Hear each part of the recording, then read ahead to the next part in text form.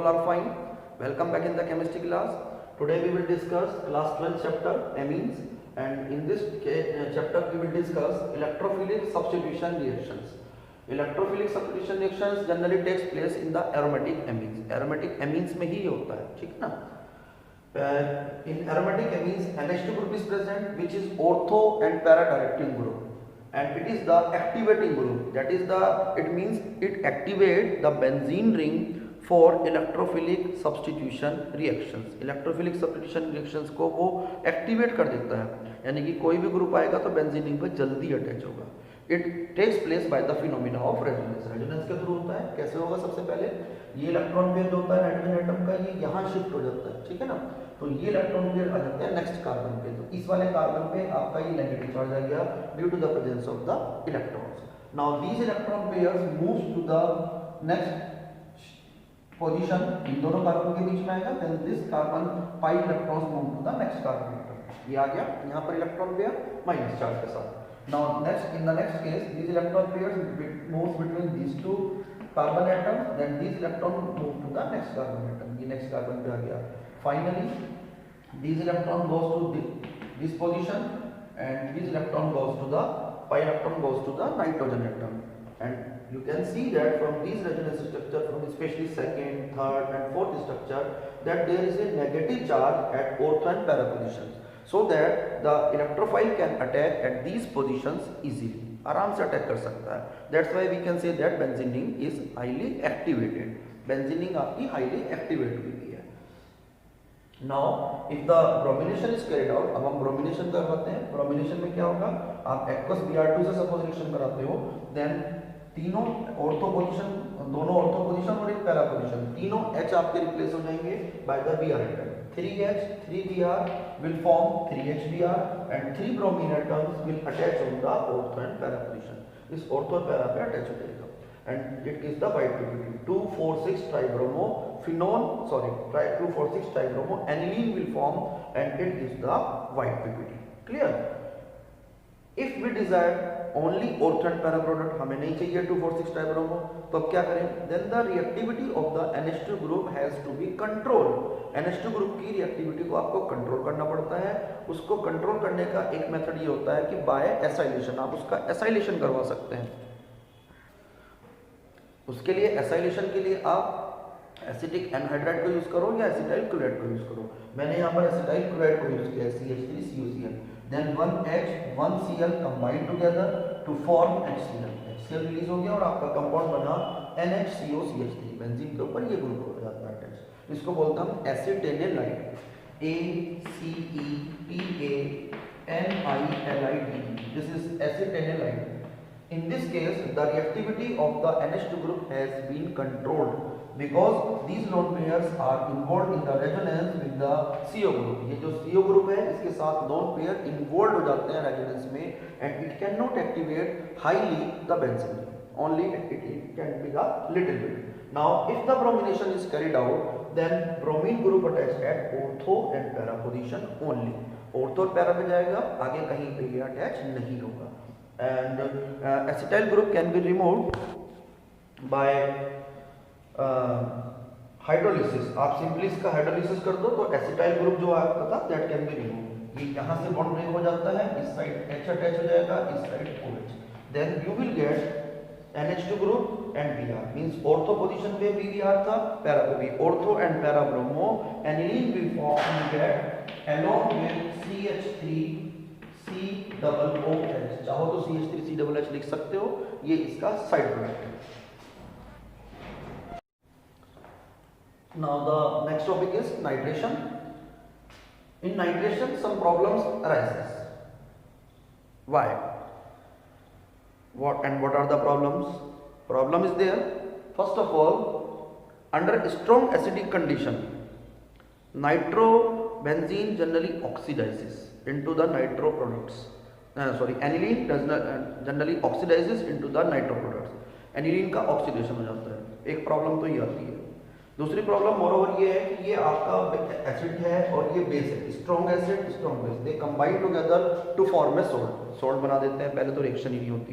In the second problem oxidation होगा और oxidation होकर नाइट्रो प्रोडक्ट्स बन जाएंगी जो हमें नहीं बनाने थे फिलहाल। NH2 को तो ग्रुप को एज इट इज ही प्रिजर्व करना था ना, वो भी प्रिजर्व नहीं हुआ। Third problem, under control conditions ortho product, para product as well as meta product is also form. यदि हम तीनों कंडीशंस को देखें तो इस कंडीशन में ये आपका मेटा प्रोडक्ट भी बन रहा है। अब ये नई प्रॉब्लम आ गई, generally meta product is not observed, either ortho and para product is form और meta product is form, but in this case along ortho and para product meta product is also form. Meta भी बन रहा है साथ में, जो आज तक नहीं बनता था। इस प्रॉब्लम को कैसे कंट्रोल किया जाए, इसको अवॉइड भी नहीं कर सकते। 47% क्वांटिटी में है, para product is 51%, ortho product is 2%। Ortho को तो एक बार हम बोल भी सकते हैं इसको नेगलेक्ट कर दो, पर मेटा प्रोडक्ट को कैसे बोलते हैं neglect, because it is present in the 47% quantity.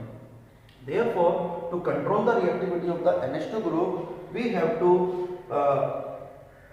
acetylation of NH2 group। NH2 का acetylation ही आपको करना पड़ेगा। NH2 का acetylation करेंगे, then 1Cl 1H, HCl will be removed and the corresponding compound NHCOCH3 is formed, which is again acetanilide।